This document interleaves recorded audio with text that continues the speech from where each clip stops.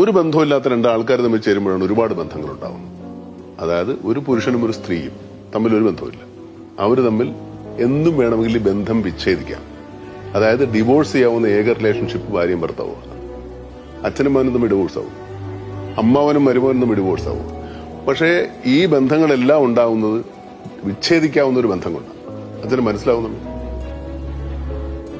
ഈ വിവാഹബന്ധം എന്ന് പറയുന്ന ഒരു ബന്ധം, ഒരു സ്ത്രീയും പുരുഷനും കൂടെ ചേർന്നാൽ അവർക്ക് ആ ബന്ധപ്പെടൽ മാത്രമേ ഉള്ളൂ. അതുകൊണ്ട് അതിനുശേഷമാണ് നമ്മുടെ സമൂഹത്തിൽ ഈ സൊസൈറ്റിയിൽ റിലേഷൻസ് ഉണ്ടാവുന്നത്. അമ്മ, അച്ഛൻ, അനിയൻ, ചേട്ടൻ, അമ്മാവൻ, അമ്മാവി, അങ്ങനത്തെ ബന്ധങ്ങൾ ഉണ്ടാവും. ഈ ബന്ധങ്ങളൊന്നും മാറിപ്പോവില്ല. പക്ഷെ ഈ ഭാര്യയും ഭർത്താവും തമ്മിൽ പിരിയാം അല്ലേ? അപ്പൊ ഇതല്ലേ ഏറ്റവും നല്ല ബന്ധം? ഈ ഭാര്യയും ഭർത്താവും തമ്മിലുള്ള ബന്ധത്തിനല്ലേ ഏറ്റവും കൂടുതൽ സ്ട്രെങ്ത് വേണ്ടത്.